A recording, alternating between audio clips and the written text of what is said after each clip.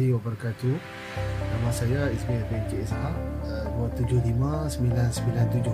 Pasaran monopoli adalah struktur pasaran yang bercanggah dengan pasaran persaingan sempurna. Selain itu, terdapat beberapa ciri lain yang membezakan pasaran monopoli dan pasaran persaingan sempurna. Di dalam tugasan ini, ciri-ciri ini akan dibincangkan dengan lebih teliti. Pasaran monopoli atau sering dirujuk sebagai monopoli boleh didefinisikan sebagai pasaran yang terdiri daripada satu firma atau seorang penjual.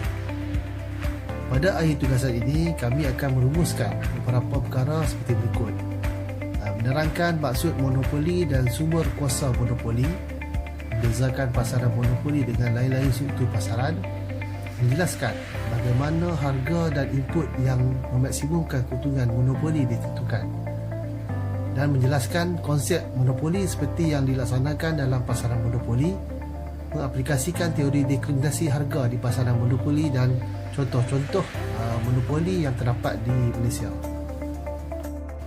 Struktur pasaran monopoli. Pasaran persaingan sempurna, satu bentuk pasaran yang mempunyai ramai penjual dan pembeli serta menjalankan urus niaga ke atas barang yang bersifat homogen. Pasaran persaingan tak sempurna iaitu dalam pasaran monopoli dan pasaran bermonopoli. Pasaran monopoli satu bentuk pasaran yang mengandungi satu firma sahaja yang mengeluarkan keluaran dan tidak mempunyai pengganti yang hampir. Manakala pasaran bermonopoli adalah satu bentuk pasaran yang mengandungi banyak firma yang mengeluarkan barang yang berbeza corak tetapi merupakan pengganti antara satu sama lain. Antara ciri-ciri pasaran monopoli ialah hanya wujud satu firma saja yang juga merupakan industri. Barang tiada berganti, tiada kebebasan keluar masuk pasaran, mempunyai kuasa menentukan harga barang dan tidak melakukan persaingan bukan harga. Faktor-faktor kewujudan monopoli adalah perlindungan daripada undang-undang kerajaan itu sendiri, keperluan saiz modal yang besar, keupayaan teknologi, pemilikan sumber dan penggabungan firma. Penjelasan pasaran monopoli di Malaysia. Di Malaysia, perkhidmatan atau barangan yang sentiasa diperlukan oleh rakyat dalam sebuah negara adalah antara yang memerlukan sistem monopoli.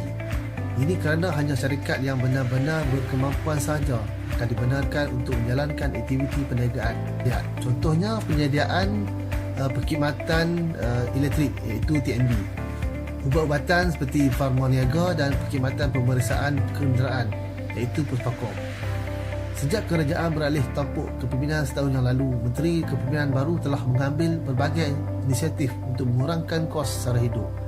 Antaranya adalah melalui usaha untuk menilai semula sistem monopoli yang dijalankan dalam beberapa industri utama di Malaysia. Terkini, kerajaan telah pun menyerahkan 3 syarikat yang dikatakan mengamalkan monopoli dan akan melalui proses penilaian semula iaitu TNB, Farmaniaga dan Puspakom. Sekalipun usaha ini nampak murni dan kelihatan seperti boleh untuk menyelesaikan isu utama, namun kita perlu menilai kembali sistem monopoli yang telah diamalkan di negara ini dari sudut yang berbeza.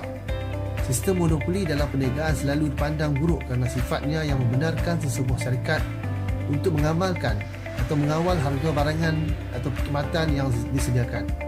Namun ada beberapa situasi yang perlu diambil kira dalam memastikan produk atau perkhidmatan dikawal selia dan disediakan oleh syarikat yang benar-benar berhak dalam bentuk monopoli. Kebaikan sistem monopoli. Syarikat-syarikat seperti TNB, Farmaniaga dan Puspakom yang menjalankan monopoli telah dilantik oleh kerajaan untuk memastikan bekalan terus dapat disediakan kepada rakyat.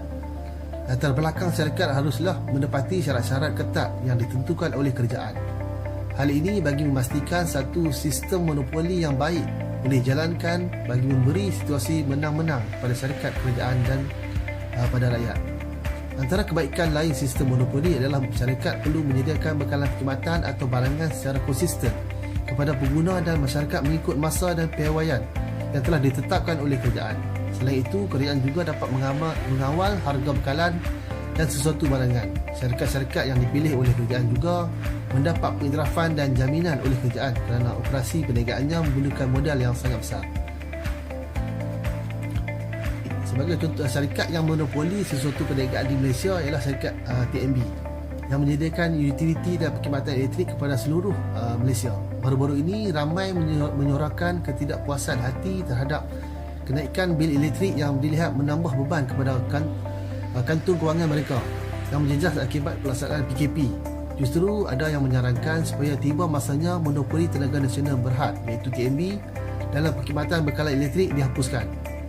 Kesaan tersebut dibuat bagi mencetuskan persaingan sihat dalam kalangan pihak pembekal elektrik dan berupaya menawarkan perbezaan kadar tarif. Persaingan sebegini menurut mereka bakal memberi kesan positif kepada pengguna. Dasar kawalan monopoli. Kawalan monopoli adalah langkah campur tangan kerajaan dalam menetapkan tingkat harga dan keluaran yang berlainan daripada tingkat keseimbangan. Tujuannya ialah untuk mengurangkan kuasa monopoli yang cenderung mengenakan tingkat harga tinggi dan dengan tingkat keluaran yang rendah. Jika langkah kawalan dapat memastikan sekurang-kurangnya monopoli menikmati untung normal, maka subsidi kerajaan tidak diperlukan. Hanya jika monopoli mengalami untung kurang normal atau rugi, kerajaan akan memberikan subsidi sebanyak ses untung kurang normal yang ditanggung oleh monopoli. Ianya turut bertujuan untuk meningkatkan kebajikan kepada pengguna. Terdapat dua kategori kawalan monopoli, iaitu secara langsung dan tidak langsung.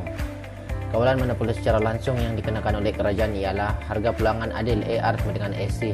Menerusi dasar ini, apabila kerajaan menetapkan harga pada tingkat hasil purata AR sama dengan kos purata AC iaitu pada titik P, kesannya firma masih mengalami untung normal atau pulang modal sahaja, pengguna pula akan menikmati harga lebih rendah tetapi dengan keluaran yang lebih banyak. Sebelum kawalan keseimbangan ialah pada titik E dengan harga PO, keluaran QO dengan untung lebih normal sebanyak QPOAP1. Tingkat keseimbangan tercapai pada keluk kos purata yang sedang menurun. Maksudnya monopoli tidak beroperasi pada tahap kecekapan pengeluaran minimum SC atau SC sama dengan MC, atau tahap kecekapan peruntukan P sama dengan MC. Lebih kapasiti atau pembajiran berlaku sebanyak Q. Kawalan monopoli secara langsung yang dikenakan oleh kerajaan seterusnya ialah kawalan harga optimum sosial P sama dengan MC. Apabila kerajaan menetapkan tingkat harga optimum sosial iaitu harga pasaran P sama dengan kos sud MC di titik B, tingkat harga menurun daripada P kepada P1 dan tingkat keluaran bertambah daripada Q kepada Q1. Kesannya monopoli masih menerima untung lebih normal tetapi ses untung yang dinikmati lebih kecil. Pengguna pula akan menikmati harga lebih rendah dengan keluaran yang lebih banyak. Sebelum kawalan keseimbangan ialah pada titik E dengan harga PO dan keluaran QO dengan untung lebih normal sebanyak QPOAP1. Tingkat keseimbangan tercapai pada keluk kos purata yang sedang menurun.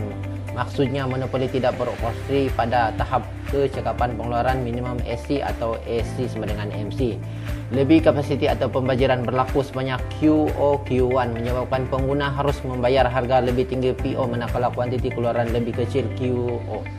Apabila kerajaan menetapkan harga optimum sosial AR sama dengan MC, monopoli masih menikmati untung lebih normal iaitu pada tingkat keluaran Q1 hasil purata sebanyak Q1A masih melebihi kos purata Q1B. Ses keuntungan sebanyak P1CDQY didapati lebih kecil berbanding dengan untung sebelum kawalan sebanyak PO P1AB.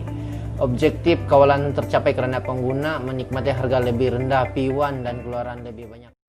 Halangan pasaran monopoli. Terdapat pelbagai halangan yang berlaku dalam pasaran monopoli seperti halangan undang-undang, penguasaan undang-undang, halangan keuangan dan teknologi, pemilikan eksklusif bahan mentah atau sumber dan penggabungan firma. Seterusnya, halangan undang-undang. Halangan undang-undang misalnya melalui akta hak cipta atau hak paten dan pemberian lesen kepada syarikat yang tertentu juga akan mewujudkan kuasa monopoli bagi menggalakkan kegiatan pembangunan dan penyelidikan R&D keluaran baru. Hak paten yang diberikan hanya membenarkan firma iaitu sahaja yang mengeluarkan barangan tersebut tanpa boleh ditiru oleh mana-mana firma lain.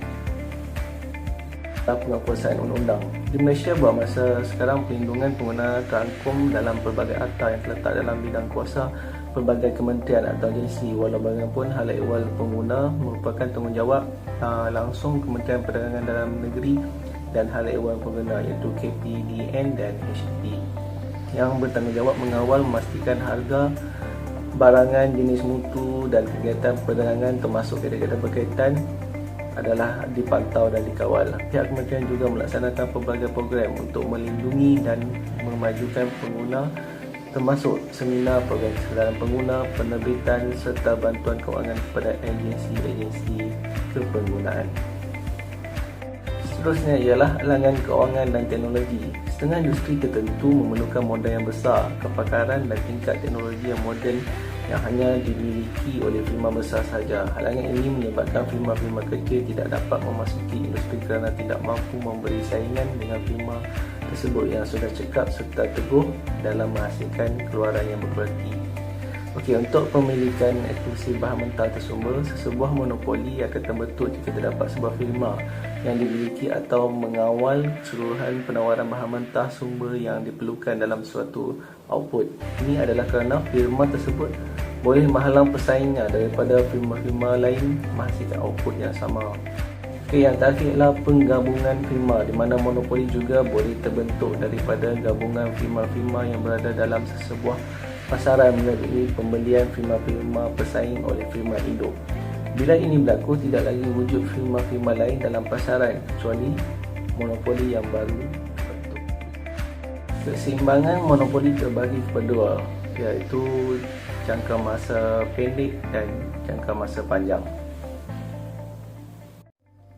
Kesimpulannya, tiada pengganti hampir barangan yang dapat dihasilkan oleh sesuatu pasaran monopoli kerana ia tidak memiliki pengganti yang hampir dari segi penggunaan barangan. Di Malaysia, Tenaga Nasional Berhad TNB adalah contoh terbaik sesuatu pasaran monopoli. Tenaga elektrik yang dibekalkan oleh TNB tidak boleh digantikan dengan bentuk tenaga yang lain. Walaupun mungkin terdapat lain-lain barangan yang boleh menggantikan penggunaan elektrik, barangan tersebut mungkin terhad dari segi penggunaan ataupun sifatnya. Lilin contohnya boleh digunakan untuk menghasilkan cahaya dan menggantikan tenaga elektrik semasa bekalan elektrik terputus. Walau bagaimanapun, kegunaan lilin adalah terhad. Ia tidak boleh digunakan untuk mendapatkan siaran televisyen atau program radio ataupun untuk menghidupkan kipas elektrik. Halangan kemasukan ke industri berbeza dengan pasaran persaingan sempurna. Pasaran monopoli mempunyai kuasa untuk menyekat kemasukan lain-lain firma ke dalam industri. TNB yang juga syarikat berkaitan kerajaan iaitu GLC merupakan pakar dalam mempunyai kedudukan kewangan yang kukuh untuk menyediakan perkhidmatan ini. Andai kata perkhidmatan elektrik di Malaysia tidak menjalankan sistem monopoli, perkhidmatan ini akan ditawarkan oleh syarikat berbeza yang mempunyai kemampuan yang berbeza. Masalah yang akan timbul adalah kerajaan tidak boleh mengawal kualiti perkhidmatan yang akan berbeza-beza mengikut syarikat dan tanpa sistem monopoli. Kita akan membuka peluang untuk manipulasi tarif oleh pemain industri yang akhirnya akan lebih merugikan rakyat. Melalui kaedah monopoli ini, kerajaan bukan sahaja mampu mengawal tarif elektrik di seluruh Malaysia, malah akan memastikan bekalan keperluan utama negara ini seperti elektrik boleh diberikan secara berterusan. Sekian, terima kasih.